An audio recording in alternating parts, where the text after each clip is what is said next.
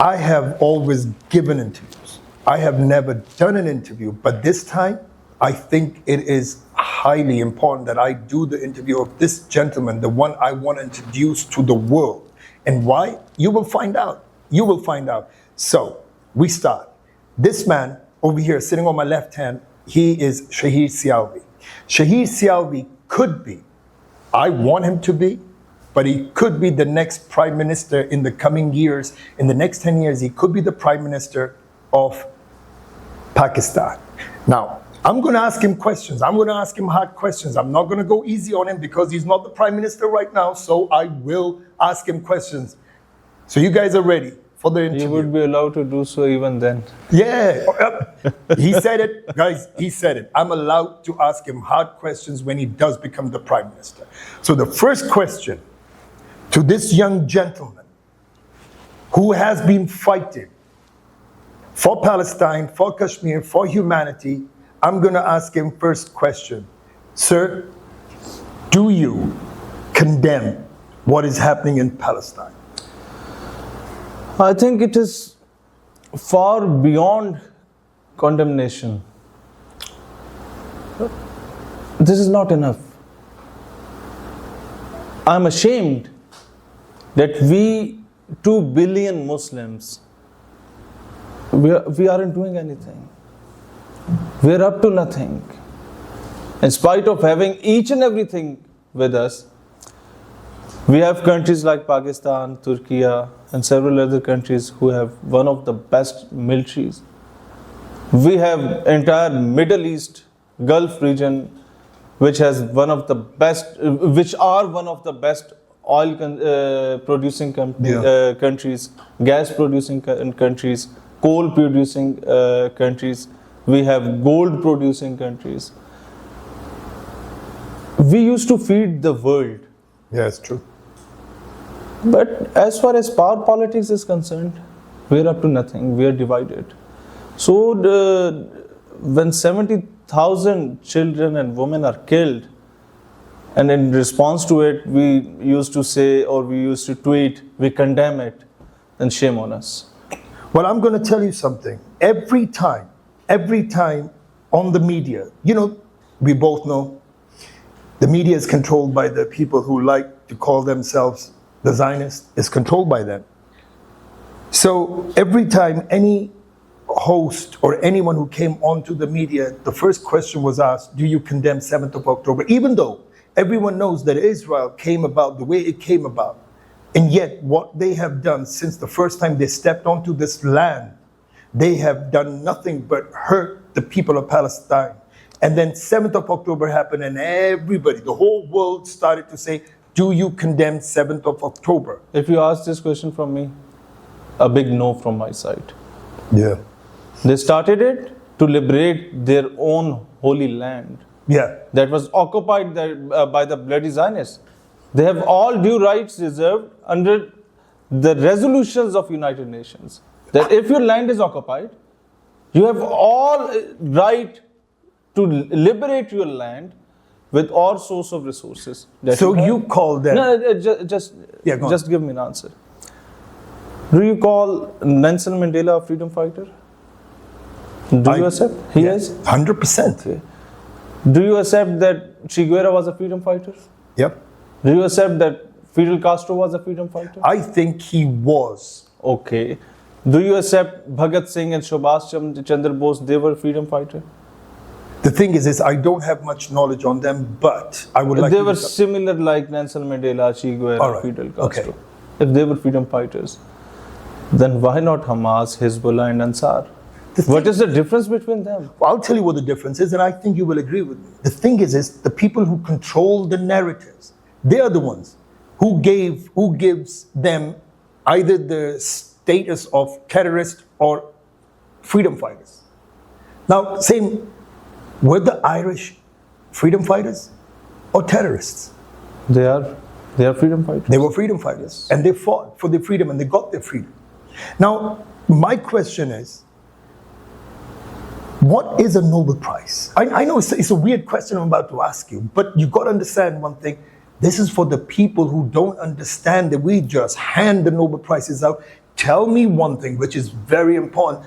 What is a Nobel Prize? I think a Nobel Prize lost its credibility the moment world leaders nominated one of the biggest terrorists, Donald Trump, for Nobel Peace Prize. Who was and a- Nobel Peace Prize, which was which was about to given to Donald Trump, he sacrificed it for the opposition leader of Venezuela, just because the opposition party is fighting against their own rights. They were fighting against the independence and sovereignty of Venezuela. They wanted to hand over their lands, their oil and gas to America. They were the puppets of Donald Trump. So I think Nobel Prize has no weightage. So you're saying it's a joke. It's a now joke. they made a It's a joke. joke. So they decided, because they wanted to do the regime change. Yes. So they decided the person, Maria.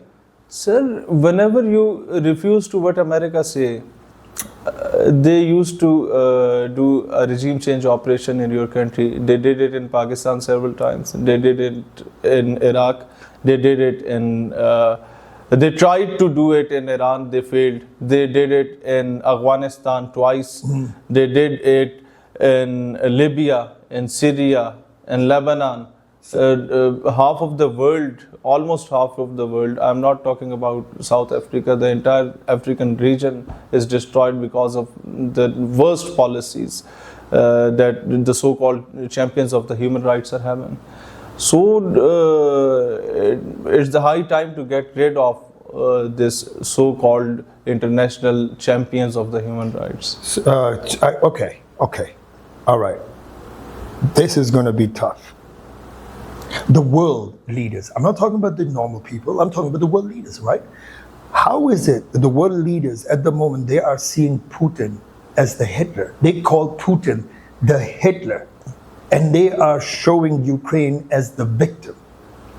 The thing is the West knows, but I want you to tell me from your point of view, that knowing exactly what has happened, what do you think, who is... Sir, I have a counter question. Who owns Facebook?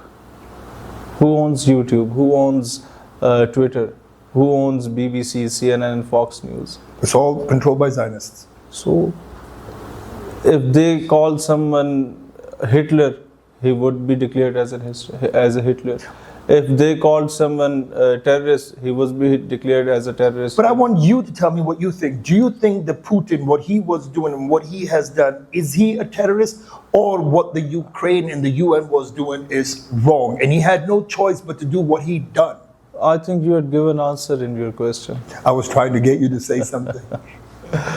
There's nothing different in my opinion and yours. You think that this is what it is? So Ukraine is... I would never say that Ukraine is a terrorist state, but I would never ever second what US is portraying Putin. He's not a terrorist. You cannot put this terminology, you cannot enforce your things to someone, you cannot put your words in someone's mouth if he doesn't agree to your policies. So what you're saying is that in your eyes, Putin is not to be put on the same level as Hitler. No, not at all. All right, but the Ukrainian leader right now, Zelensky, how is it that the US, the hard-working... I'm sorry for interrupting you. The people of Ukraine are suffering because of the policies of Zelensky. Donald Trump, what to talk about the intellect of the people who call themselves as the most educated people. What to talk about the intellect of that nation who had elected Donald Trump, a joker like Donald Trump as their president.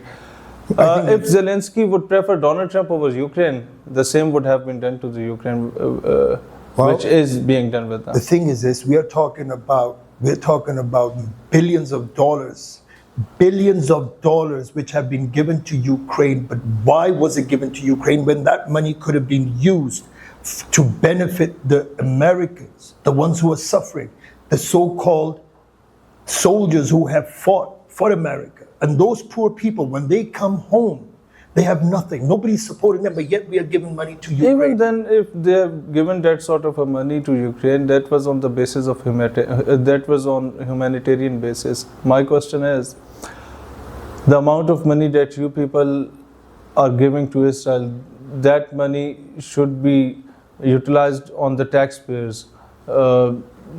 Trump is using the money of that its own taxpayers in order to support genocide, Yes. in order to support killings of 70,000 innocent Muslims, innocent children, innocent women, and even after Muslims, Christianity, people who belong to Christianity, people who are Christian, they are suffering the most in Palestine because of the Zionist regime. I'm going to ask you, you're 100% right. It's not just the Muslims who are suffering in Palestine, and people need to know this. It's not just the Muslims. We are not sitting here talking about just Muslims. We're talking about the Christians, and we're talking about humanity. How about we just talk about humanity? Sir, they have destroyed dozens of churches in Palestine. They have. They have. Yes. So, thing is this, when we talk about Israel, we talk about Ukraine. Do you see that Ukraine is playing the same victim game as what Israel has played, even though... Sir, I think we cannot relate Ukraine with the Palestine cause. We cannot relate them. It's far different since, as far as Palestine cause is concerned, this is a one-side war. Innocent children are being incinerated with the white phosphorus. Innocent women are being raped. People are being murdered. Mass graves you can see mass graves everywhere in Palestine. And no one is there to speak on their behalf. Even America is there to speak for Ukraine. Even UK is there to speak for Ukraine. But who is there to speak for Palestine cause? That was my next question. The entire world used to present resolutions in the United Nations. The entire world is in favor of Palestine cause, but what happens when it comes to implementation? There are around 200 countries in the world. 198 or 199 would say that a war between Hamas and Israel should stop. There must be a ceasefire. Yeah. There must be a ceasefire in order to protect the innocent children of Palestine. Everyone is in favor of it. Everyone supports ceasefire. But a single veto, Yeah. just a single veto power that America is having, destroys everything. The unjust nature of a veto power given to several countries like America and the United Nations have made a joke out of a Security Council. I agree with you 100%. What they're doing is they're showing us something, and yet their agenda is something different. Exactly. I'm going to ask you... has failed us. I'm going to ask you a very controversial question. Very controversial question. All right? Hitler. It's a conspiracy. I want the viewers to know that what I'm going to ask is a knowledgeable question. A lot of you know, especially the conspiracists, but this is important because the people need to know. Do you think that Hitler died in the Second World War? Or was he moved? The question, you got to wait for this one. This is important. Or was he transported to Argentina, where he lived until he was 62, and then he died? I think we should come to the point. The thing that you really wanted to ask. Yeah. People relate Holocaust with Hitler. Yeah. I think it is the same story as 9/11 was. There's nothing different between 9/11 and Holocaust. Neither 9/11 happened.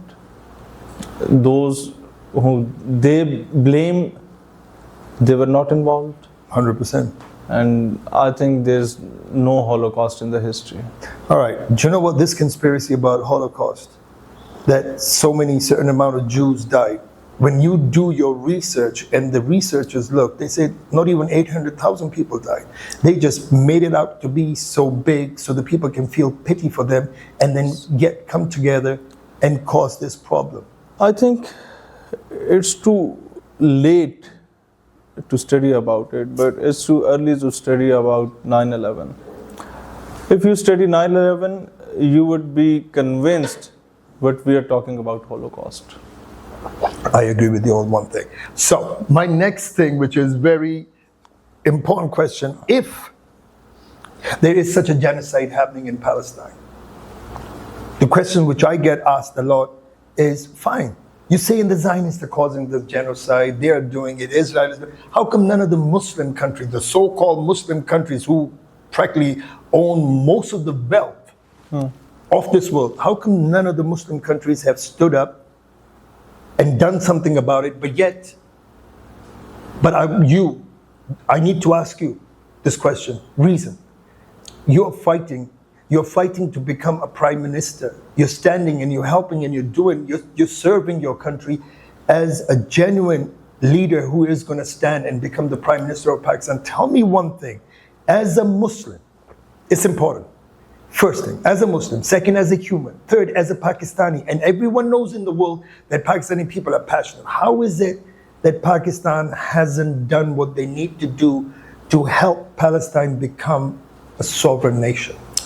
See, the question would be somehow long. The answer would be somehow long. First of all, we need to understand one thing. Almost more than 90% of the Muslim nations, they offered Palestinians that we would give you lands, come to us.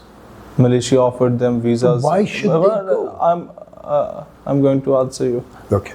There's a lady principal from my area. Her husband was working in Dubai and he had Palestinian colleagues with him. And she said that please request them that I want to adopt an orphan Palestinian child. Do you know what they responded? They responded that we do not give our children to anyone, even if they are orphan, because we're waiting for them to grow up and fight for the liberation of the Holy Land of Palestine. Number one. And number two is, there are uniforms of Israeli pilots in the museums of Pakistan. We destroyed their air force. I want you to say that with proudness. Under Jordanian cover in Gulf War, in Arab War. But unfortunately, at that time, Jordan, Egypt, and rest of the nations who were surrounding Israel, the occupied land of Palestine, they were at the same page with Pakistan. Now they are under Israeli influence because they do not have their own army. The Middle East, they do not have their own army except Iran. They do not have their own defense system. They had signed defense deals with America, and unfortunately they would suffer the same unfortunately that Qatar suffered. They do not have their self-respect. They have lost their everything. If respect or character have been lost, then everything has been lost. I must request, and I had requested this to my brotherly Muslim countries, especially the Gulf countries, especially the countries in Middle East. In my recent conference in Karbala, Iraq, where I had addressed International Palestine Conference, I requested them in an international conference that was held in Malaysia and Islamabad as well. I requested that the amount of money that was around $3,200 billion that was gifted to Donald Trump, only 10% of it would have been given to the freedom fighters of Palestine. They would have liberated the land of Palestine. On a lighter note, only 10% of it would have been given to Pakistan. We would have become superpower. The defense deal that every Muslim country is going to sign with America, they would have signed that defense deal with Pakistan. The incident that recently happened in Qatar, that won't happen. I'm going to ask you one thing. Tell me one thing. Very important. And I want the viewers to have a look at it, because every question that I'm asking you, I want the world to see the answers you're giving, because look, they get to hear this from everyone, but it's important to come from you, because you are running around, not just in Pakistan, you're running around the world trying to unite Muslims. Now, the thing I'm keep on using the word Muslims is because Muslims are the ones who are suffering right now. All right? Because We're we suffering the most. suffering the most because Muslims are so-called called terrorists, and after that they get bombed, their countries get bombed, their kids get killed on the name of that we are terrorists. But I want to ask you one thing. When is the last time, knowing because it is for the world, when is the last time a Muslim country attacked a non-Muslim country? When do you remember the last time? Even though we are called the biggest terrorists, when is the last time? We Muslims are terrorists because we bombed Hiroshima and Nagasaki. Oh, did we? It was the Muslims. We bombed Syria, we bombed Libya, we bombed Palestine, we bombed Afghanistan, we bombed Balochistan, we bombed innocent children of madrasa in Bajod, we bombed Iran, we bombed Iraq.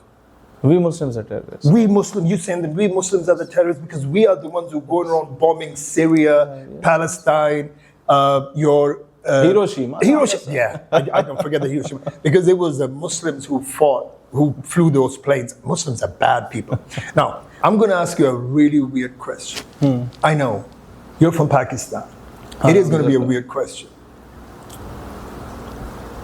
Why is it the West is breaking?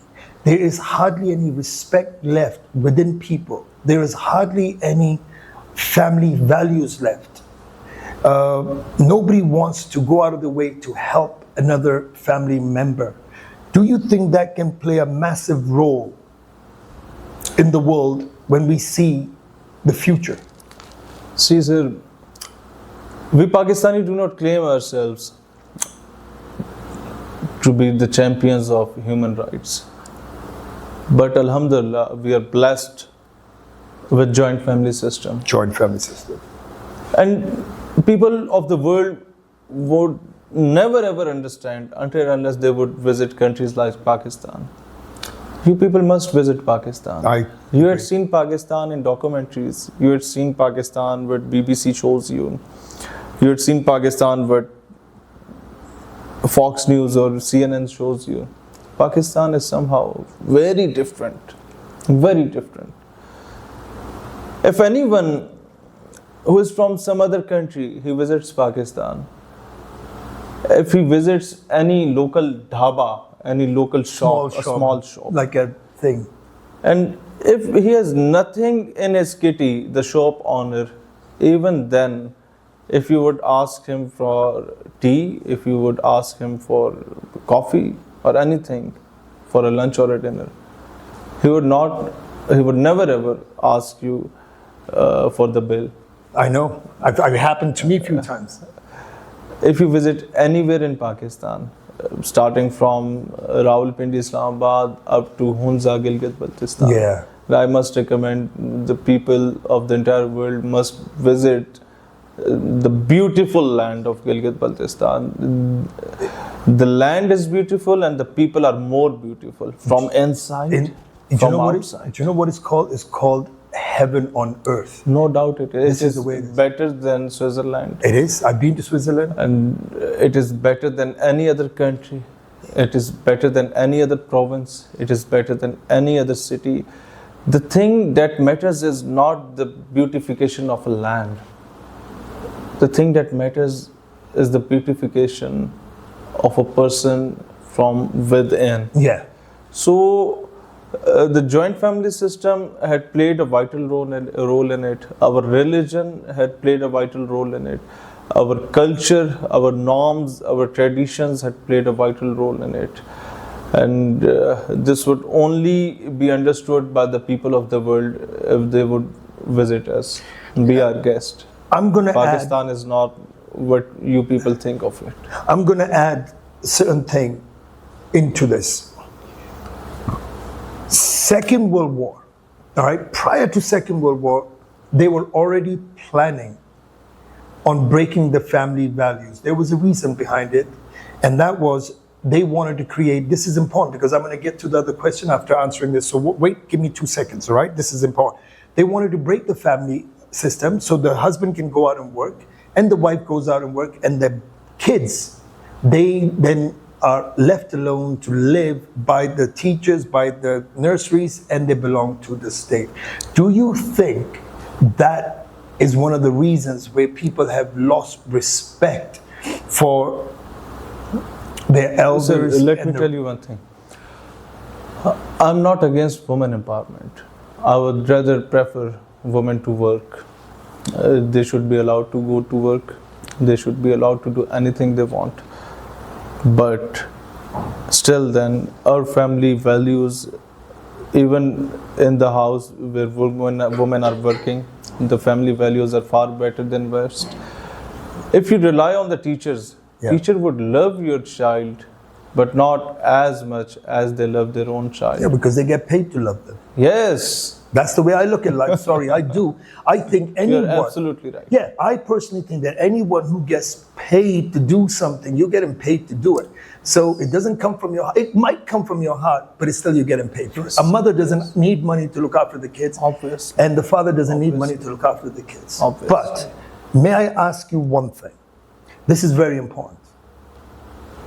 Do you think that strong family unity within one household, and if it was in a lot of households, that small area will become a lot more cultural, and if it was in a city side, the whole thing becomes cultural? The culture of a land can make people act in a certain way, and that's what we have in Pakistan. But we see, the reason I'm asking you this question is because we see brutality going around in the world, and nobody is standing up because they don't care. Because you lose care for each other, because when you lose this, we don't realize it's a small aspect of life, but it becomes big when you look at it in grand. There's far difference between urban life and rural life, but in a country like Pakistan, we were shifted to a new home in DHA around 4 years ago. Yeah. Our neighbors were from different provinces, not from different cities. They're from different provinces. Someone is from Balochistan, someone is from KP, someone is Sindhi, someone is Kashmiri. They have different culture, they have different language, but we were not allowed to cook food for 3 days. Why? Because they served us. This is what I'm talking about. This is not about the culture only. This is about the religion. We are a family. Okay. And you can ask me a question. Why it doesn't happen in Middle East? Why it doesn't happen in Turkey? Please do. Why it doesn't happen in some other country? I want to know your experience and your knowledge on it. They are very good people. But Saudi Arab was not made on the name of Islam. It was made on the name of Shah Saud. Afghanistan was not made on the name of Islam. It was made on the caste or creed of Afghan people. Iran was not made on the name of Islam. It was made on the caste or the culture of Aryans. I want you to hold this. This is very important. I know. I'm sorry, he's going to be the next prime minister, but I can hold him now because he's not. Let me ask you one thing. All right? If this is the way it is, I'm going to ask you, name me 2 countries, the total opposite, which I think the audience needs to know. There were 2 countries made on the name of ideology. On the name of ideology and on the system of reasoning for cult rules. Name me those 2 countries. See, the opposite ideologies in the entire world, they're only Pakistan and Israel. Pakistan and Israel. Yes. And Pakistan came into existence after a lot of sacrifices, and it was our land.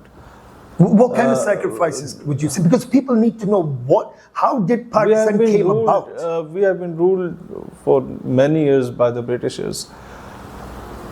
They ruled so badly that the deputy commissioners and assistant commissioners and the local government that was imposed on us, when they returned back to UK, they were not allowed to do a job over there.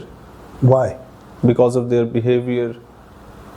They're because of their so it was okay for them to act like this in subcontinent. Subcontinent. This was okay for them to act like this because they have to rule this place, and the way they ruled is pathetic. It is very unfortunate. The people of India, the people of Pakistan, the people of Bangladesh, they suffered a lot. They are still suffering because the moment when they were about to leave the subcontinent, people who were sincere to them, people who used to work against the locals, people who used to obey all rights and wrongs of the occupying forces. They were given lands, they were given turbans, they were given Sardari Nizam, which you call leadership type thing. Leadership type, type thing. But they didn't deserve it. They didn't deserve. Yeah. They were having nothing, but they were given everything just because they were loyal to the British Empire. And now their children and their grandchildren are ruling Pakistan in top notch of the three political parties, may it be PTI, may it be PML-N, may it be People's Party. Okay. They are occupied At the moment. at the moment. Since last 70 years, since last 77 years, Pakistan is being ruled by those people who killed Muhammad Ali Jinnah, who stood up against Fatma Jinnah, sister of the founder of Pakistan, who stood up against everyone who was sincere with Pakistan, who stood up against Hussain Shahid Sorwardi, people who were responsible They for were the 1971. fighters. Would you call them the freedom fighters? Freedom fighters like Rayamat Kharal, freedom fighters like Bhagat Singh, freedom fighters like Subhash Chandra Bose. They were just a freedom fighter. They were not given an opportunity.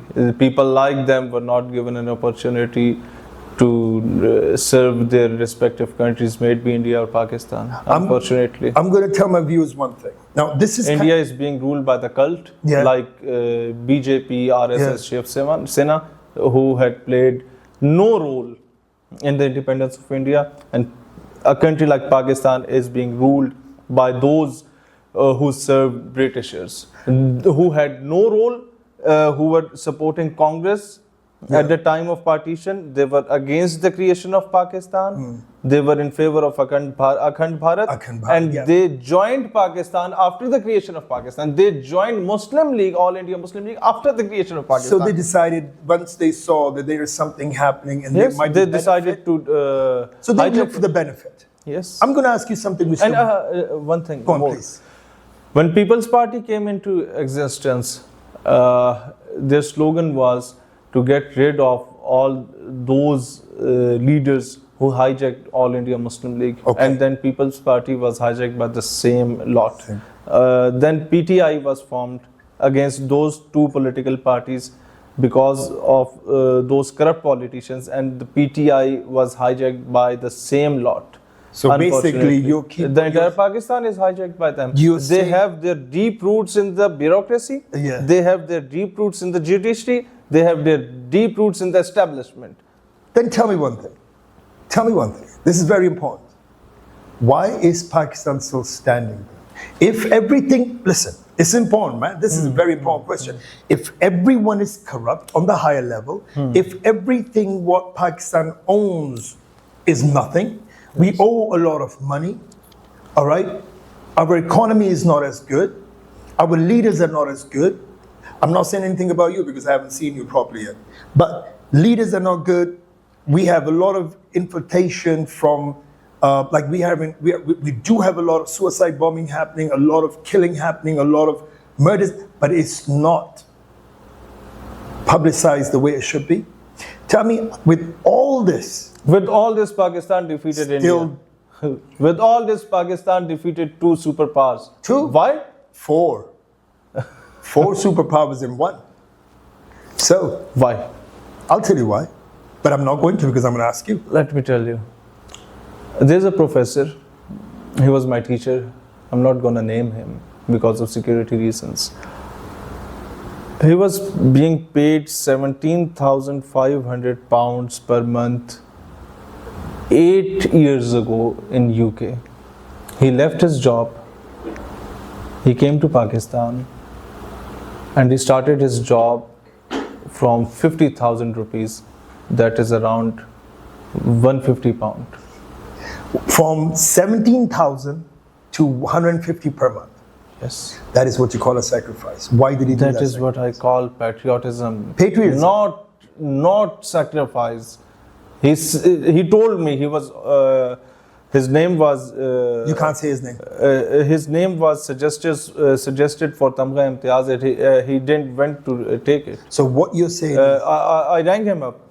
Why didn't you go there? Why did you refuse the offer? He said that I wasn't serving my nation for Tamga Imtiaz. I'm going to ask you something. Pakistan is standing. Yeah, go on. That's the question. Because of people like him. So you're saying Pakistan is standing because of the soldiers who used to sacrifice their life for Pakistan, and at the time of their funeral prayers, their mother come to the funeral place, which we call Janaza, and she asked the commanding officer, here's my another child. Take him with you, give him the uniform, and I'm ready to sacrifice my another child for this holy land of Pakistan. My hands, my hair. Pakistan is surviving because of soldiers, because of scientists like this. Look, this is my hair standing. And I'm going to say this to the viewers. This is important because he said it, but I'm going to say it this. What Mr. Shaheer Sialvi, I'm going to say it again, the next Prime Minister of Pakistan soon, I'm going to say this. Do you know what he is saying? He's saying that there was a funeral of one of the soldiers who died. I know we use the word died in English, but we call them shaheed in Islam. Huh? Martyred. Martyr. So the mother came during the funeral and pled to the general that this my son who has passed away for the country, wait, I have another son. Take him as well, put the uniform on him and send him to fight for my country. This is what patriotism is. This is what patriotism is. This is not because of money. This is not because of anything. It's because of what we believe in. Is that what you're saying? Yes. I'm a politician. I would prefer my kid not to join politics. I would prefer him to join the unit of his grandfather or to join the unit of his chacha, his uncle. Yeah, as an army officer, may it be 16 Signal Battalion or 29 AK, because to me, serving Pakistan on borders is the biggest honor. It is? My first priority was to join army. Yeah. Politics was my second priority. Oh. I was not selected for that. I had an accident. I'm having rods, plates and nails in both of my legs and in my left arm. So I decided injured. to defend the... Yes, I'm injured right now as well. I'm going to ask you something, all right, which is going to be very difficult to answer. I'm sorry, but I have to, because this is not a joke. This is what we are doing is we're trying to show the world what the reality and the truth is. Not just Pakistan, but the world. Mr. Sialvi, I'm not going to say if. I don't believe in if. I believe in when. When you do become the Prime Minister of Pakistan, and I'm going to say to the people, inshallah.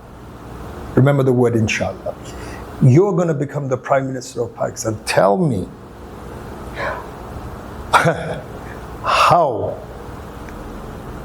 you're going to be different. One second. How you're going to be different to the rest of them because of what we hear abroad. Not that I'm saying, but what we hear abroad, that every time any Prime Minister, I'm going to give you one thing first, the whole question.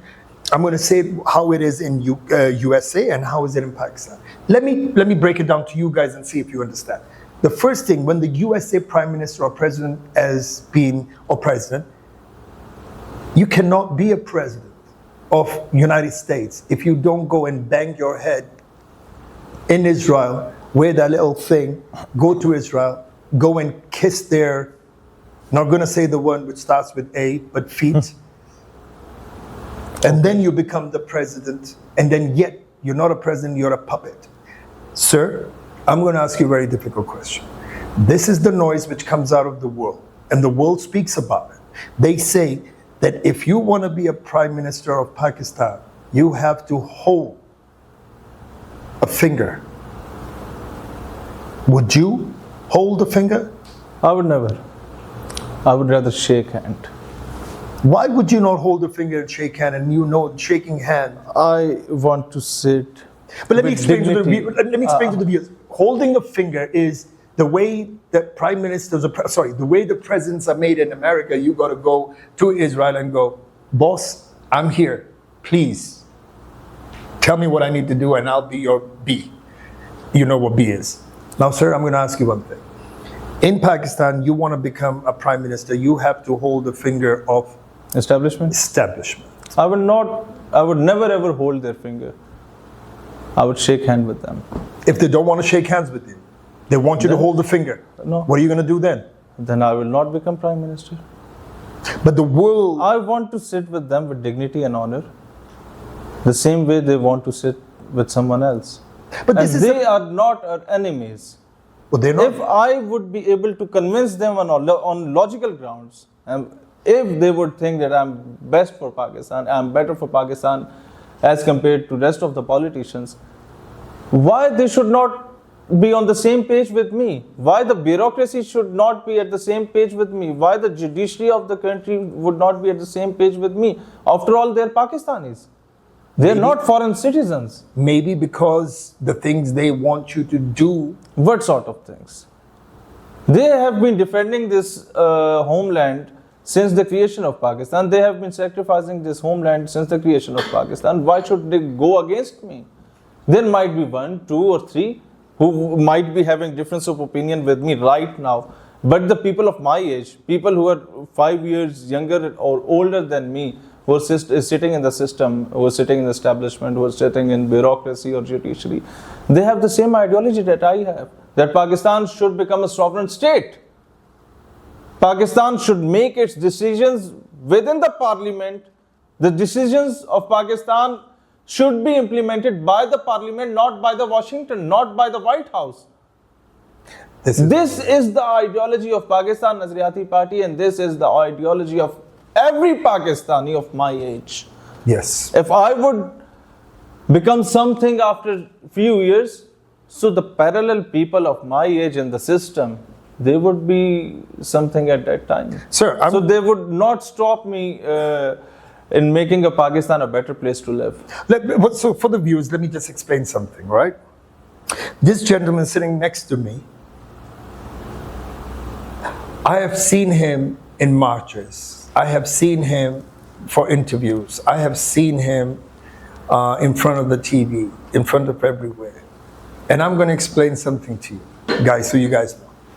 I haven't seen him in a luxurious clothes, a very decent, good-looking clothes, good-looking guy. I haven't seen him in big cars, going to places, having like people. He does what he does with what he has. He fights his own fight with his own thing, and he's fighting for you people. So my thing to Pakistan is, how about we see what really Pakistan needs, and how about we stand behind the people who really want something good for Pakistan? Because remember one thing, this is your country. This is your country. I think you're going to end the podcast before that. No, I'm not, because I'm going to ask you something. Now I said that the thing, I'm going to ask you one thing. I'm going to ask you something really, really important. You just said that why is America dictates our policy? Who is America to dictate our policy? Who is America to tell us how to... What is right and what is wrong? Exactly. What should be the foreign policy of Pakistan? Is it not because our economy is not strong? Oh. Our economy is not strong. What about the economy of America? Do we have more loans or do they have more loans? Well, they have certainly more loans, 300 trillion. Then we have just around 132 billion. So why is it that yet we take all... Because our politicians are puppets. When you say puppets, what do you mean? I told you earlier. Do you mean like what APAC You does should the rewind most the of the... podcast around 10 to 15 minutes, you would get your answer. What I told you earlier. All right. So They're puppets for a reason. they're puppets for a reason. Yes, and everyone knows what is the reason. Well, we And know we what the will, we will get rid of that reason. We will make Pakistan a place that no one would prefer of leaving Pakistan after his retirement. No one would prefer for a medical care. For medical care, he should go to some other country other than Yeah. Pakistan. No one would think of teaching their children anywhere else in the world except Pakistan. I've been to Malaysia last month. I'd seen how they're growing. I'd seen their economy flourishing. I'd seen their buildings. I'd seen their beauty. I asked them a question. How do you do it? They replied, the same question was asked from us by the Federal Minister of Pakistan, Hassan Iqbal. And he was given an answer that in 1970s, 80s and in 1990s, the children of the Malaysian parliamentarians, the children of the Datus, which we call Sardar in our local language, they call Datu in Malaysian language and Malay language. Their children used to come to Pakistan in order to study in the universities of Karachi and Lahore. I know. And now the children of Pakistani politicians and the children of Pakistani Sardars, Vaderas and landlords, they used to prefer to go to Malaysia or somewhere else. Why is it so? How Malaysia is far better than Pakistan in terms of economy? Because the model that was given by General who was in 1960, Field Marshal General Ayub. Ayub, yeah. General Ayub. The model that was suggested by General Ayub of 5-year plan for Pakistan, that was not implemented by Pakistan, but the same plan was implemented by Malaysia. The same plan was implemented by the people of Japan. Yeah, 100%. Japan became Japan. Malaysia became Malaysia.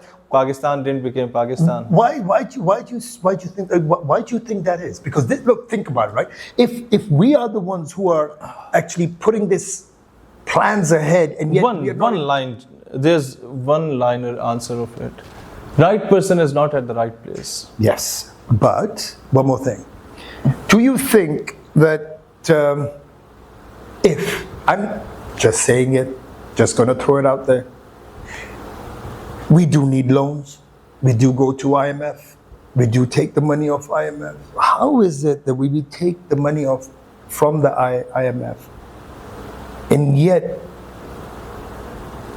not all of it, you can do the maths. We do the maths. Not all of it goes, and the creation which should be created with that money, we don't see it. Why do you think that is? Because right person is not at the right place. He's not at the right place because we are being ruled by the puppets, because people who are running the state, in either way, they're not sincere with Pakistan. They're sincere with their wives and children. They're sincere with they're only, pocketing the money? Yes. You think there is corruption going on? There is a corruption on mass level. And I think we should not go towards IMF for taking loans. We could have done defense deals with the Middle East. We could have done defense deals with the Gulf countries. Please explain that a little bit more, because this is an important question. Pakistan has one of the best army, one of best army, the most disciplined army. They just won in UK as well. Do you know that? Yes, I know. Yeah, every time they win in UK, they win in Sandhurst Academy. They win almost every battle on ground. Yeah. Well, we know we are the kings of space. Alhamdulillah Azza wa Jal. So, only thing is to convince our brotherly Muslim countries, our neighboring countries. They can. Would you like to take that responsibility? Would you like to take that responsibility? If I would be given the responsibility of Pakistan, I would prefer to visit Afghanistan first and then Iran. That the land of both of the countries should not be used against each other in either way. We should not play in the hands of someone else. Rather, we should live like brothers. There should be an internal peace in all the Muslim brotherly countries, neighboring countries. I will visit Qatar, I will visit Iran, Iraq, Libya, Syria, Lebanon, Malaysia, Indonesia, every Muslim country. I will visit Africa. The oppressed and depressed people of the world. They have been following Muammar Gaddafi. He had spoken up for their rights. They have been following Erdogan. He had spoken for their rights. Why don't we speak for them? We have a stronger army than Libya and Turkey, although they are our brothers, although we idealize them, although we idealize the Ottoman Empire, the era of Ottoman Empire. We sacrificed for Ottoman Empire, even though the Muslims of the subcontinent were not under the rule of Ottoman Empire. We were being ruled by the British empires, but we considered them as our caliph. Sultan Abdul Hamid Ghazi. From Ertugrul to Sultan Abdul Hamid, we used to consider them our caliph. We respected them. So they know what we did for them in past. They can trust Pakistan easily. We must have good diplomats, good officers in the foreign office, good bureaucrats, good technocrats who must visit every country, and they must convince them, in spite of taking loans from somewhere. We'll give them army, we'll give them defense system, and the thing that they are lacking, we'll give them. The thing that we are lacking, we'll take that from them. I have two questions. And in spite of begging from someone else. Exactly. I have two questions, all right? Very important questions. One question is going to be about India and the war. You will answer. But the thing is this, we have a lot of minerals. We have minerals. Yes. We could be number 4 when it comes to all these minerals in the thing. Can I ask you something? I'll ask you this question first, then I'll go back to India. Why are we doing deals on our minerals, giving somebody else 70%, another country, to take our minerals out, to come into our country, take our minerals out, give them 70%, and we get left with peanuts? See, why is it that we are doing this? I'm not sure about the facts and figures, but I must say, we must be having good machinery to extract our minerals. I know that. If I would be the Prime Minister or President, I would sell our minerals. We are having it. We want good economy. You have to sell that thing by keeping it below your feet, within the land, within the soil. Doesn't make you billionaire. You have to sell it to someone, but not at the cost of peanuts. In an international conference, our sister of a brotherly Muslim country, she came to me and she taunted that you're gonna sell your minerals to America.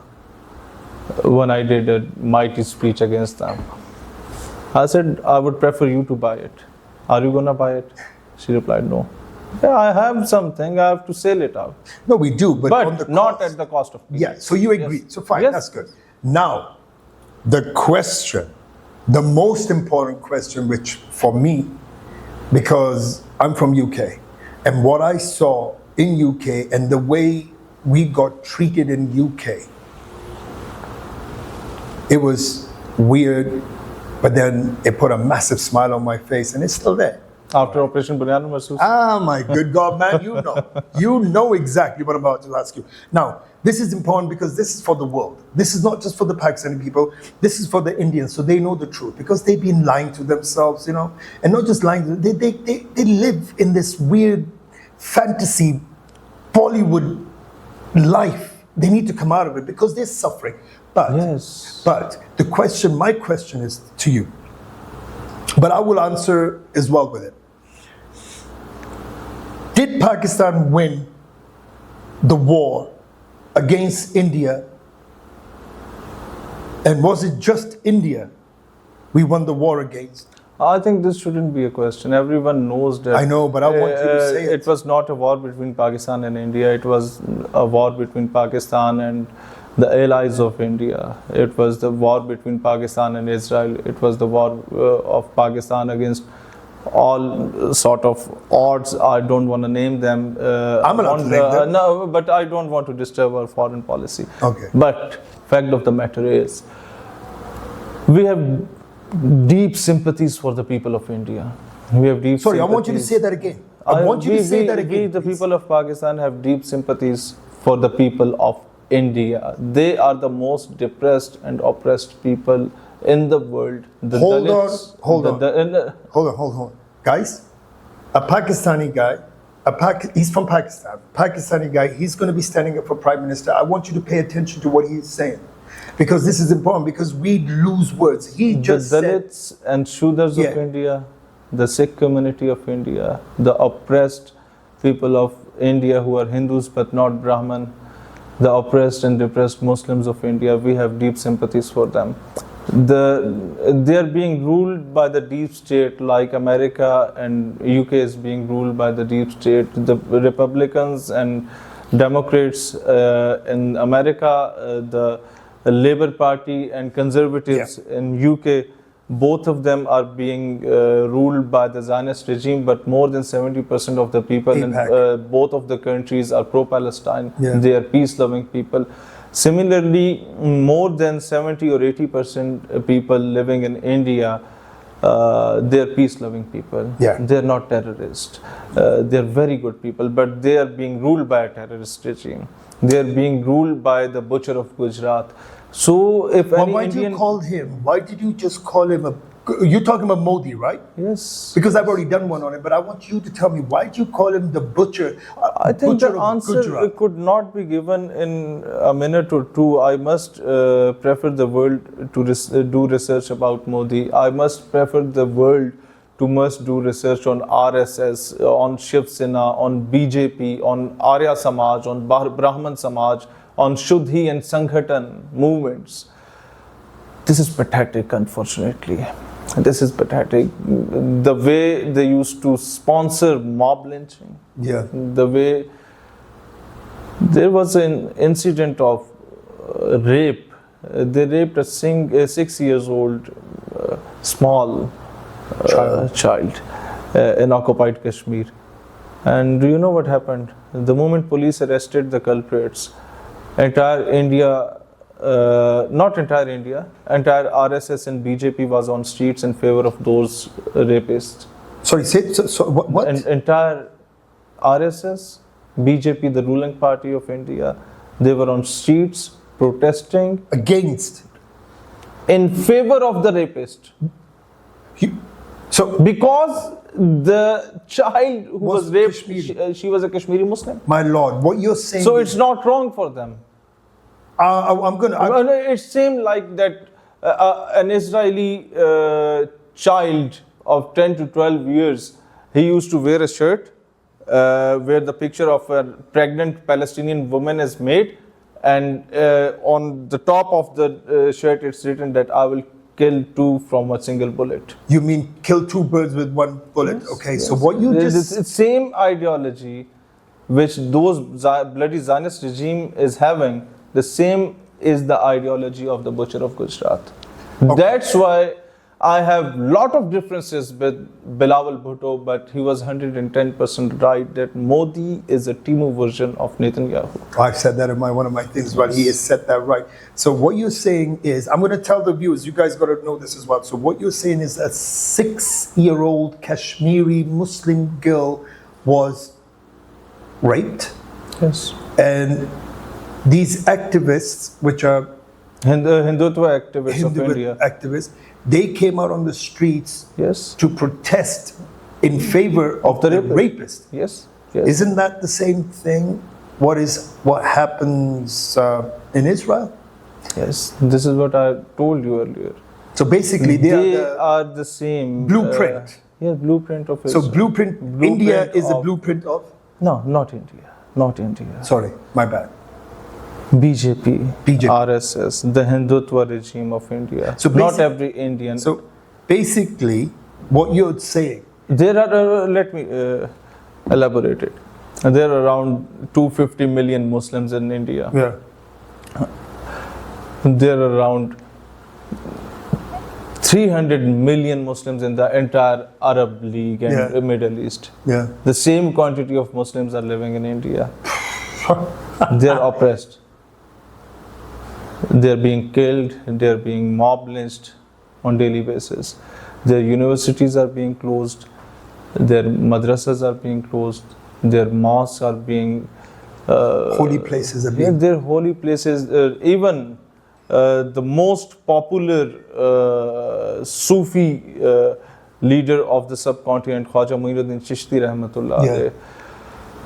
alayh, his holy shrine was about to be destroyed.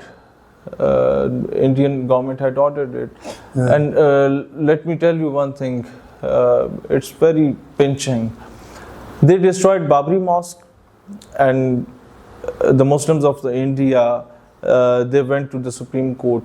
They had made Ram Mandir on the same place where Babri Mosque was present, Babri Masjid was present.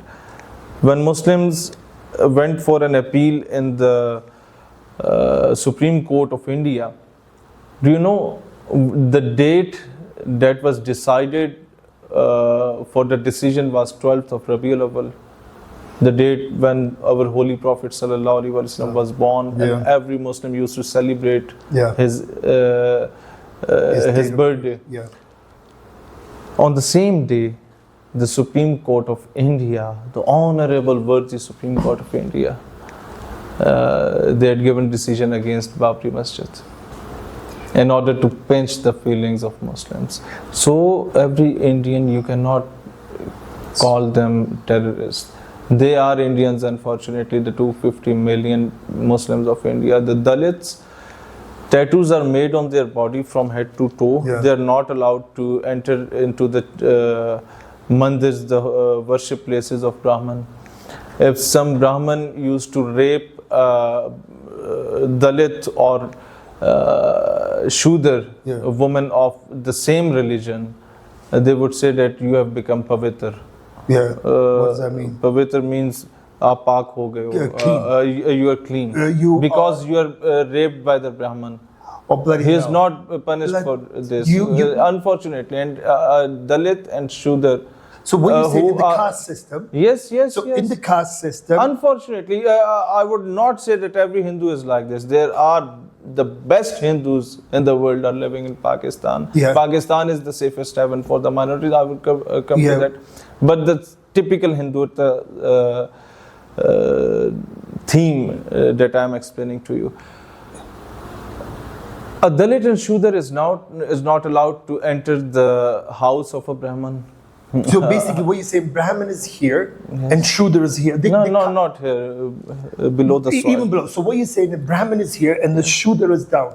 That's why more than 90 lakh people embraced Islam on the hand of Khwaja Muinuddin Chishti Rahmatullah alayh, So you okay. because of this caste system. I want them to understand. That's why the Hindus of the subcontinent welcomed Shahabuddin Muhammad Ghori these were the against biggest- Prithviraj Chauhan and all these bullshits. I want the viewers to understand what I'm about to, what you just explained. I want to, what they are saying is, first of all, what he's the Pakistani. And let me clear one thing. Go on, please. Before you extract some Yeah, sort go on, of decision from it. Yeah. Pakistan is the safest haven for the minorities.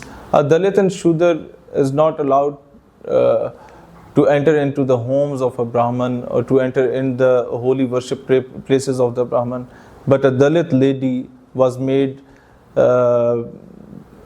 Speaker of the National Assembly of Pakistan on honorary grounds. She was not elected, but still She was had the made. chair. She had the chair. Rana Bhagwan Das became Chief Justice of Pakistan. He was a Hindu, and he is far better than Faiz Isa and also They are the the- Chief they are the- Justice. so And we basically- respect them. Yeah.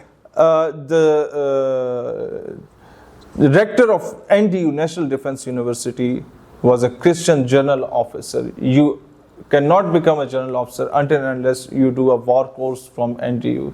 And he is one of the finest army officers of Pakistan. Then, Pakistan is the only country, or Pakistan is among the very few countries who have reserved seats for the minorities in the provincial assembly, who have reserved seats for the minorities in the Senate, who has reserved seats for the minorities in the local body system, who has reserved seats for the minorities in the national assembly, who has reserved seats for the minorities in every government post. If you come into the open merit, you're from minority, good. If you don't come into the open merit, still then you have the reserved seats. Acha, if you are elected as a member of the National Assembly, being a minority, being a Muslim, Hindu or Christian, doesn't matter. You're elected. Yeah. Still then you're having reserved seats. This is Pakistan, which is not being shown on BBC, CNN, and Fox. I'm gonna do this now. So I'm gonna ask you, do you think, is this Pakistan or is this Islam which teaches you equality? This is what Islam teaches us, that if you kill a single human being, it means you have killed the entire humanity. If you save the life of the single human being, it means you have saved the life of the entire humanity. This is what Medina Charter tells us. After the creation of Pakistan, Qaid-e-Azam Rahmatullah Alayhi said that you are free to go to your churches, you are free to go to your mandirs, you are free to go to your gurdwaras, and you are free to go to your masajid. People said that Pakistan is not an Islamic republic, it's a secular state. But if we go towards 1400 years ago, the same thing was said by the Holy Prophet Muhammad sallallahu alaihi wasallam after Fatah Makkah. I was just about to get to that. That you are free. You are free to go to your places of worship. Your religion has nothing to do with the state. The state has the responsibility, it's the responsibility of the state to protect your basic fundamental human rights. If you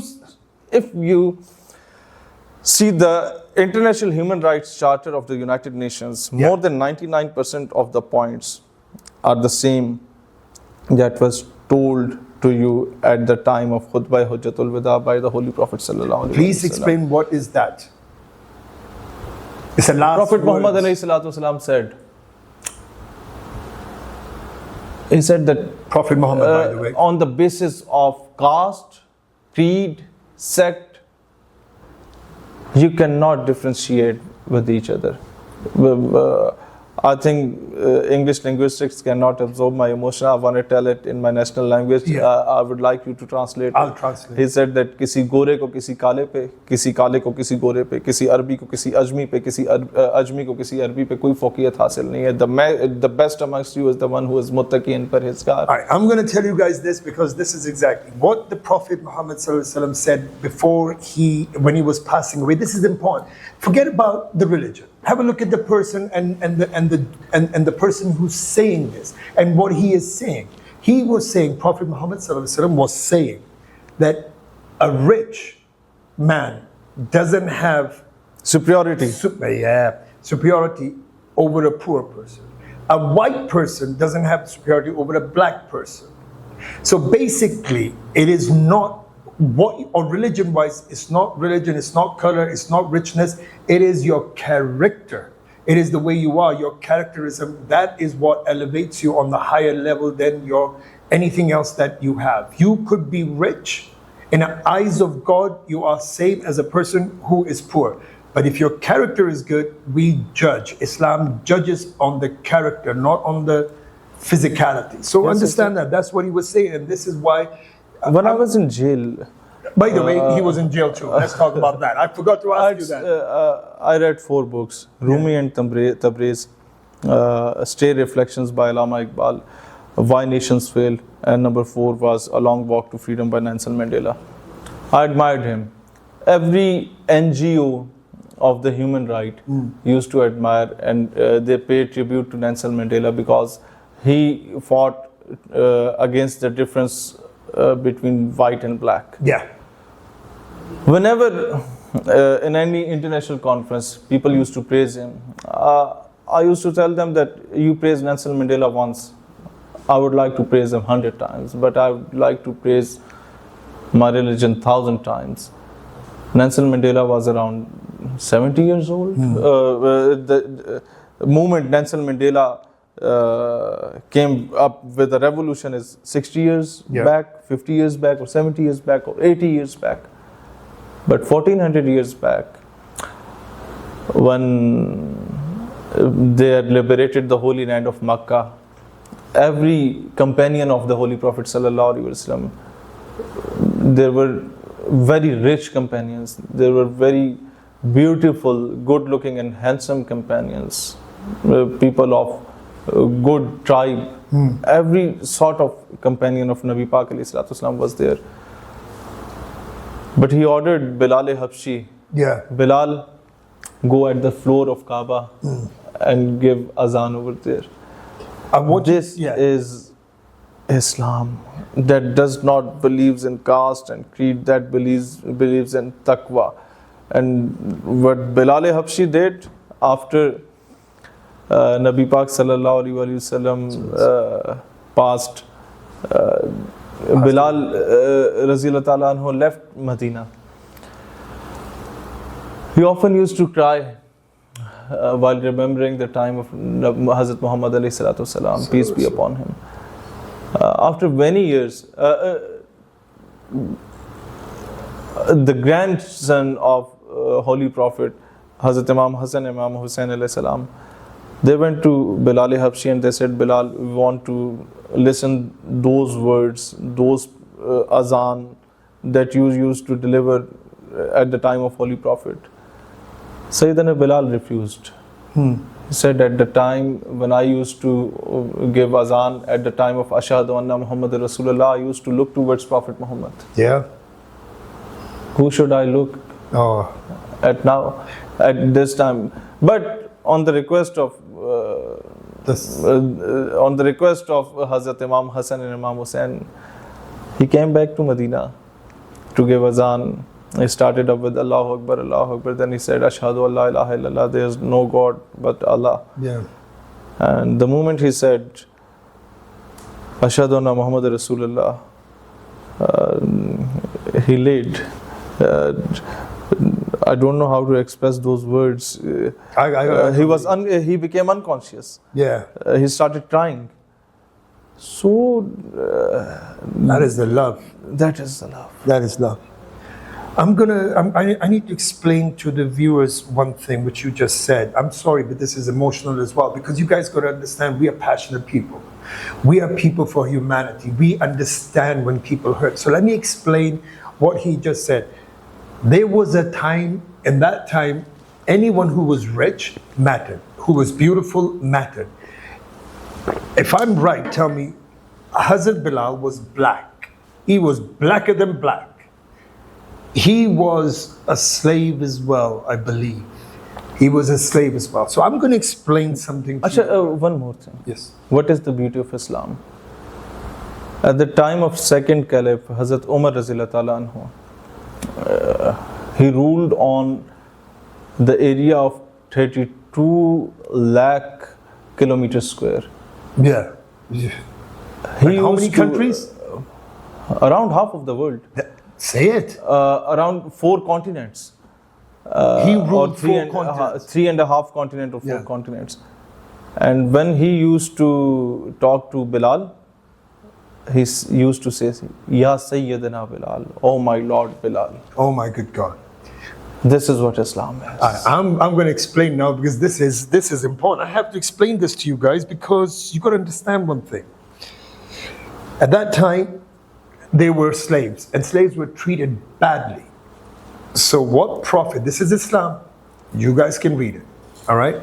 What Prophet Muhammad ﷺ did, he freed Hazrat Bilal from the slavery, and then he said to him to show the world that Islam doesn't differentiate, but it goes with the character. Yes. And goes with the character. So what Prophet Muhammad did is asked Hazrat Bilal to go and give the first ever call for prayer for Islam. Remember, nothing was done before that. The first time a human was about to do something so major that is gonna become the norm of Islam, and is gonna be happening since that day till the end of this time of our living. That is the gentleman, the one who was a slave, the guy who was black. He was given this priority, was given this honor to go and call out for the thing. This is what Islam is. Islam is a beautiful thing. We need to learn about Islam. I'm going to ask you one more thing. I know you're tired. I do apologize. No. You're I'm not tired, enjoying you're it. excited? Good, I love it because that's exactly how I feel. So, when you do become Prime Minister, I wish I could be able to serve my nation. I wish I could become No, you will. one day. You will. If not, my ideas would prevail, inshallah. We will. Someone else would implement those things that I want. inshallah, it will happen. I'm going to still believe and I'm going to keep on Inshallah. believing. Because to me, I see people for who they are. And I see you for who you are. Jazakallah. So I'm going to ask you, when you become the Prime Minister of Pakistan, would you see yourself as just the Prime Minister of Pakistan No. or an ambassador of Islam? The second one. So you would rather sacrifice that and be known as an ambassador? Pakistan was not made for the people of the subcontinent. It was made for Muslims. It's made for Muslims. It's made for the oppressed and depressed minorities of the subcontinent. Yeah.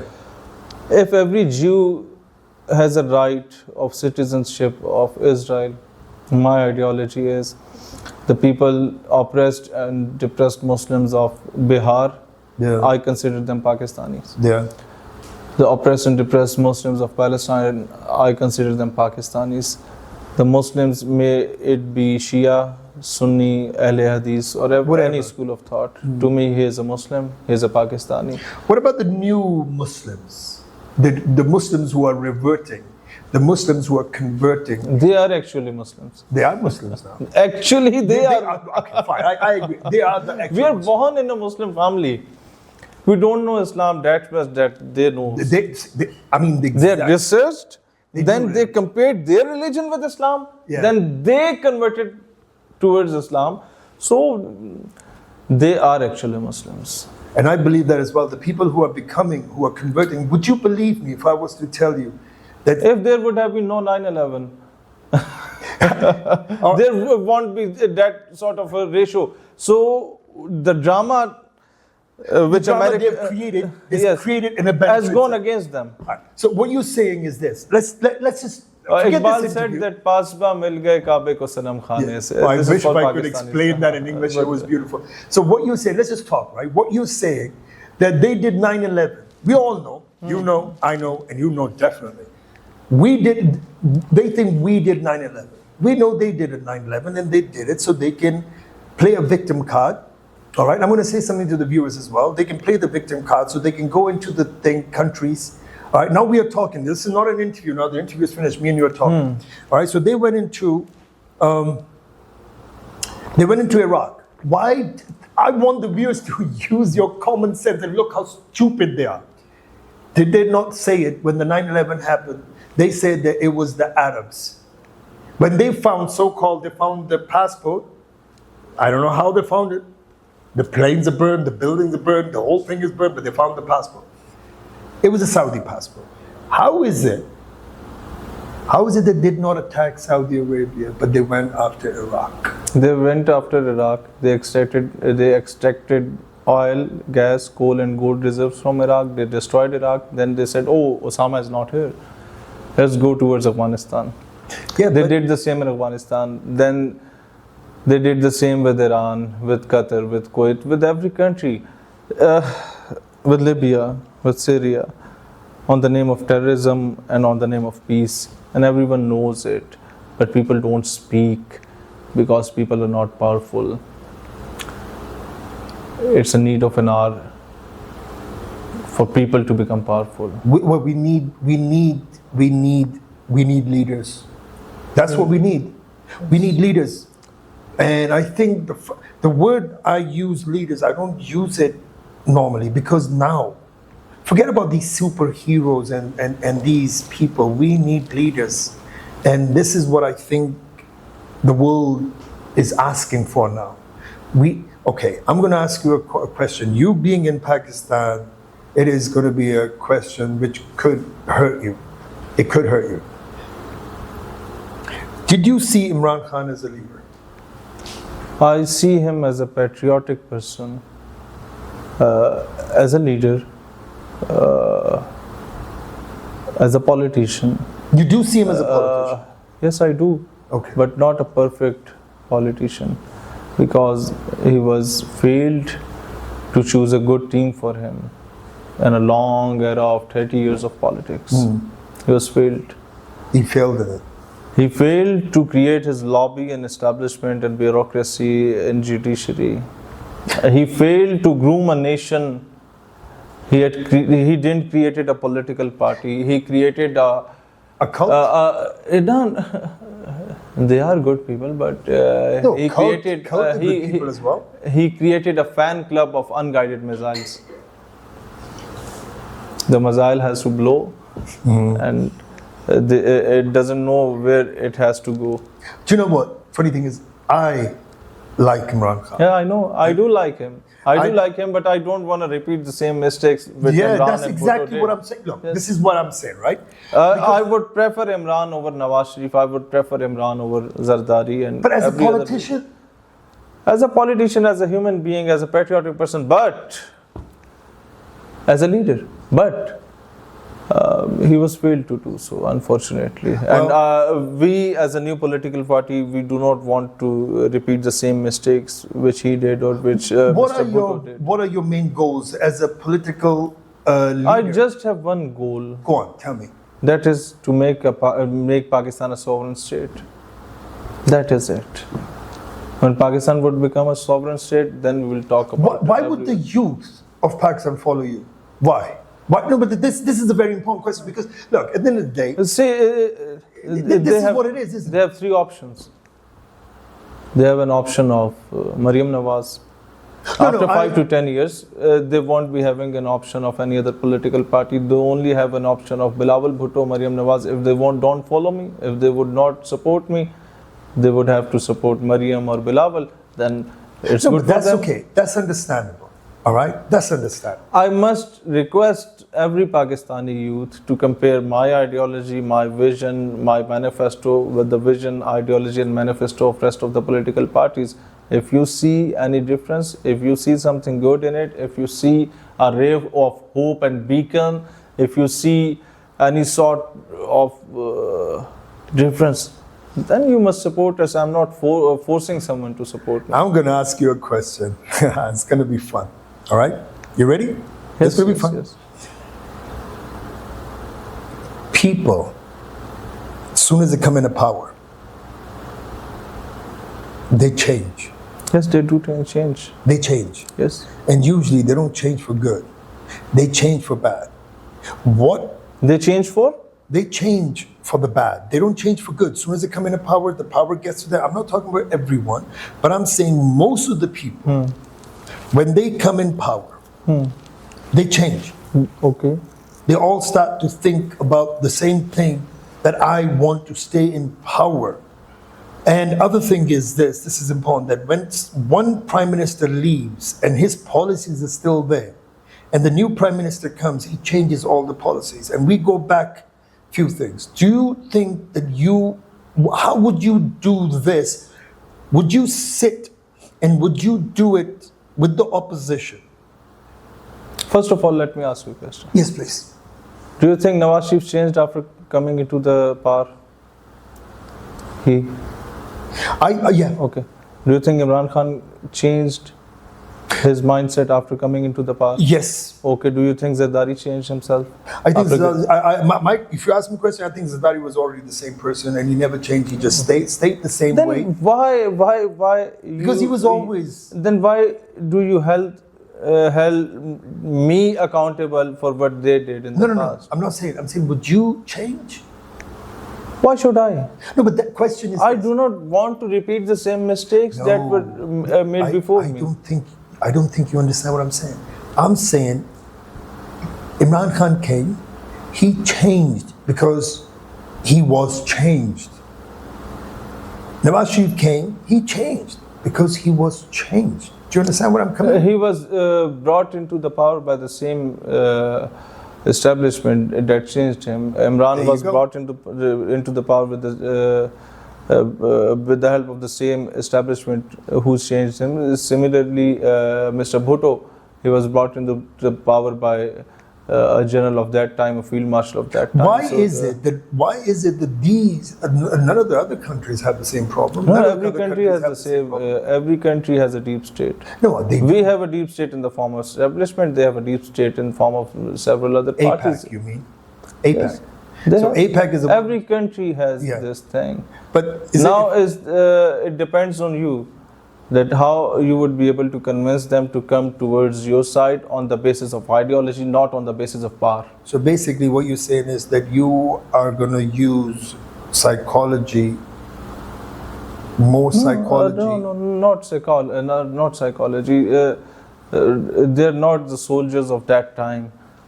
They're very realistic people. Okay. They're, any person who had served for around 15 to 20 years at least an army. Out of those 15 years, he had served at LOC and ops areas for at least out of 15, around 8 to 10 years. He had sacrificed a lot. He had sacrificed the time that he had to give it to his children. The officers who got commissioned in last 20 years after 2001, out of their 300 course mates at that time and 600 course mates at now around they offered funeral prayers of around 20 to 30% of their course mates. All right. This army is far different from the army that was between 1971 to 2001. They didn't fought any war. Yeah. Either it's conventional war or non-conventional war.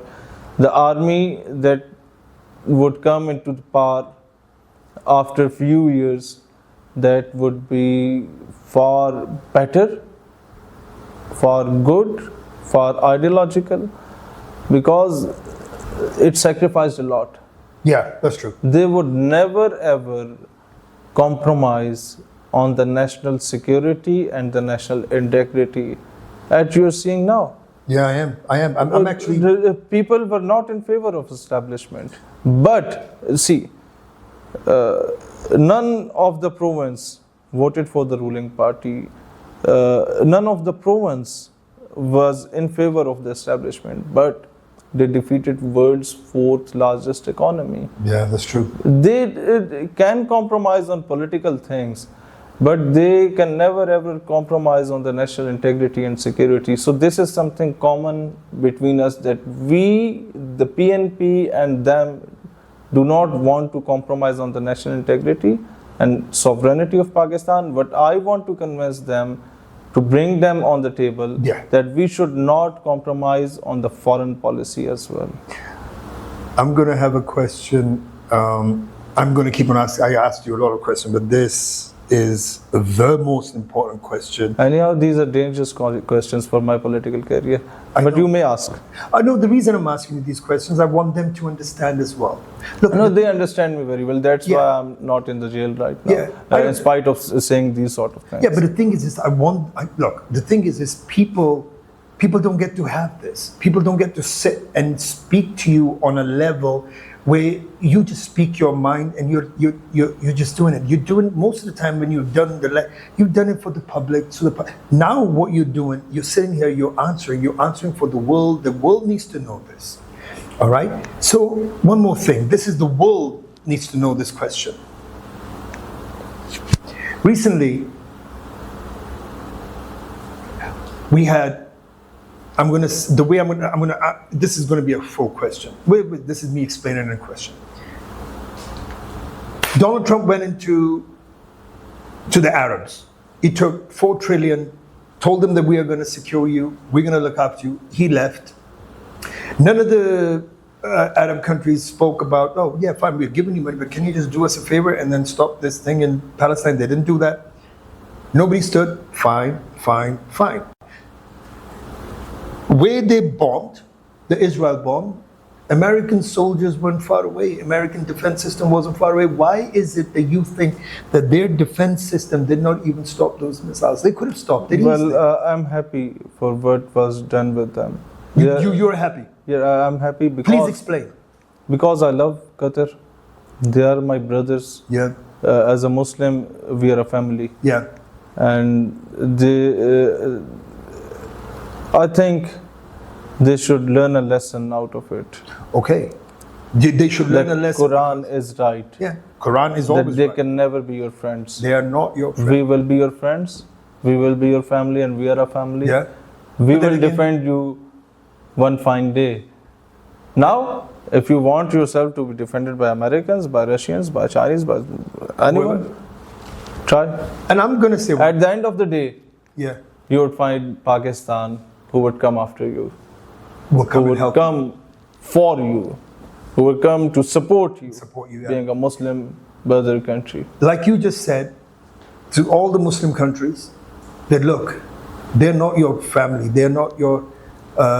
They don't care about you. They're not your friends. We are brothers. Muslims are brothers. Like Qatar, Saudi Arabia, UAE, Lebanon, all of them, Pakistan, Bangladesh.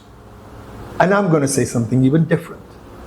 So I'm going to say to all the Christians, to all the Muslims, to all the Jews, we are same. We are same. We believe in one God. We are brothers and sisters as well.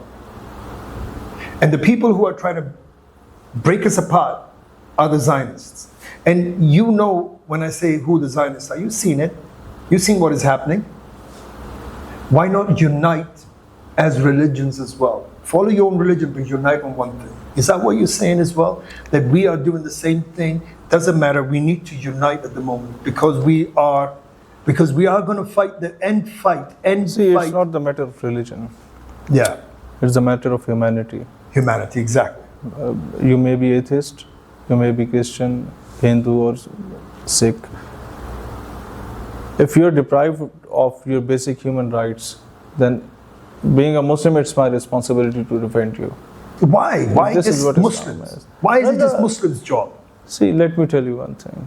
Because the world is suffering, the world is killing The people, world and is then nobody's suffering. speaking. There was a movie that was made against the holy Jesus Christ, Yeah. who we call Hazrat Isa alayhi salam. Yeah. The movie was By Mel Gibson? I don't know the person, but the movie was made against Holy Christ.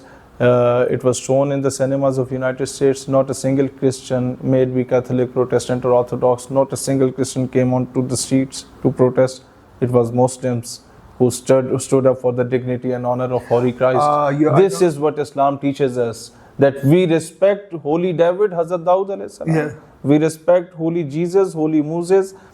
This is what my religion is. This is what other religions should understand, the beauty of Islam.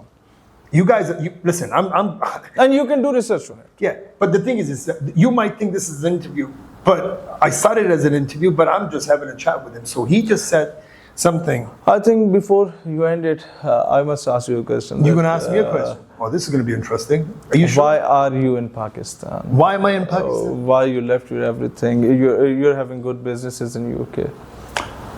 You're a well-known figure in the West, and you're going to start all of your businesses and companies in Pakistan. Why is it so? I want Do you wanna the know the people of truth? Pakistan to know about your ideology All right. before we end it. All right. If you guys really want to know the truth, and this is going to be the truth because I have to be honest. I was born in Pakistan. I was born in Pakistan. My father wasn't born in Pakistan. My mom wasn't born in Pakistan. Most of my family is outside of Pakistan. They're not even Pakistanis. Yeah? And then, to be honest, the war happened. The Indian-Pakistan war happened. And I looked. I've done psychology, so I understand behavior. I've always been pro-Palestinian. I've been fighting for Palestine since 2003 when they attacked Sure. Iraq. I've been fighting for Palestine. I always had Palestinian things. They didn't even have a clue. I've been fighting for Palestine. I've been fighting for Muslims. I've been fighting for humanity. I've been fighting for kids. I've been fighting for all the bad things which are happening to the kids. You know, I stood up against Balenciaga.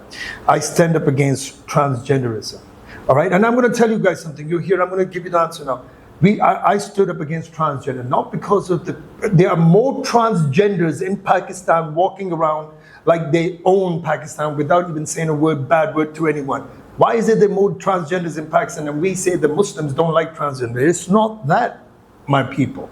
It is not that I don't like transgender. It's just the way they have manipulated the transgenderism, that they're getting babies involved in it, kids involved in it, schools involved in it, they're forcing it. When something is forced upon you, you will know that that is wrong. So I'm going to get back to the thing that why I come to Pakistan, because I saw so much wrong in UK. We don't have freedom of speech in UK. I'm about to tell you something. You will have a shock of your life. Pakistan, so-called, we can't speak, we are going to get arrested, right? Let me ask you. Let me tell you guys. Do you know how many people have been arrested for making a speech on social media? Have a guess how many people have been arrested since this COVID thing. We all know what COVID was, another hoax. Have a guess. No, this is fun. I have no idea. Just name any number. I can't. Okay, 12,000. Oh, not even 12 were arrested in Pakistan. Not even 12 in Pakistan. 12,000 people in United Kingdom were arrested for making a speech, standing up for the rights. They were arrested, and guess what? Then we say Putin is a Hitler. How many were arrested in... I'm going to get back to the thing that why I come to Pakistan, because this is important. 400 in Russia. And mighty Russia. In mighty Russia, which is supposed to be the bad Russia. And 12,000 in UK. So, who and where is the dictatorship? The dictatorship is in UK. Because UK, USA, because guess we are getting dictated by whom? We are getting dictated by that really good looking, what's his name? Netanyahu, sorry, my bad. Netanyahu. No, he is not good. He's not good looking? I got glasses, I'm sorry. But listen, all right. So you asked me a question why I came here?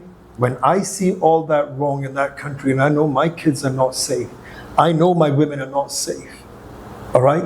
I know that I'm not safe. I know that the people who are suffering, their suffering is not safe. And I want to help, but I can't do much because every time I speak, my contents are getting blocked. I'm getting blocked, everything. My businesses are suffering. Not that I care. I would rather lose all my business, but still stand up for humanity. I saw you. Oh. No, this is the truth. You wanted to know the truth, so I'm going to tell you the truth. And you can tell me if I'm wrong. I saw you. I heard you. I was making videos. You were talking against it. And the thing I loved is when you stood against the press, India press. And we all know what India press was like. If you don't, just go and have a look. You'll have a joke. It's a comedy. When they were bad-mouthing Pakistan and calling crap to Pakistan, you are the only leader from Pakistan, the political leader from Pakistan who stood up and you shouted and you screamed and you went onto the streets and you wore the uniform of an army soldier that I'm ready to fight for my country. Do you understand? Do you understand what that is? That is me living my life. That is me want to be like you. That is what I wanted to do. So you did it. And that's what I loved. And I came to Pakistan to have this, to understand why is it that this man is standing up against the things that we see, oh, you're going to get arrested, you're going to get battered, you're going to do this. And yet he is standing and he's doing everything while, and he is speaking up for Palestine, which is my heart. Speaking up for Kashmir because they're Muslims, that's my heart. And I started to follow you, and I saw what you were doing, and I did not see anyone else do that. And that's the factual thing.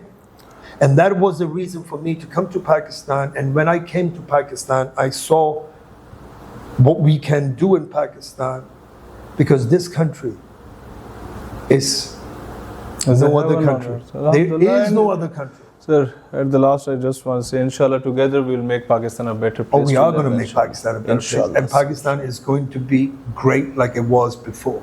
Yes. That's not just America is going to be great. They can keep on chanting that we are going to make Donald Trump America great, but guess what? He's not. He's making America. We're not against making America great again. They have the right They have the right, but he's we not doing it. also, We have the right. yes. But America has the right, but Donald Trump is not helping. Yes, And yes, these governments are not helping. Sir, Yes. I just wanted to say thank you very Thank much you for very this lovely interview, for your time.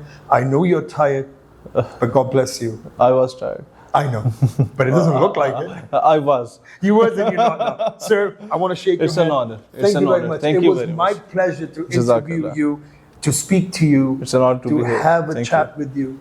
Thank you very much. Thank you. And until next time, I hope you, by the way, you guys are going to get to see me a lot more, so you might get bored of me. I'm going to be doing a lot more, not just my fashion things, not just what I'm doing, but I think this is important where the public needs to know, the world needs to know that what we need to do to make this world a better place. Not just Pakistan, America, UK, the world needs us. The world needs these voices, and we need to, and anyone else who wants to join me is more than welcome to join me.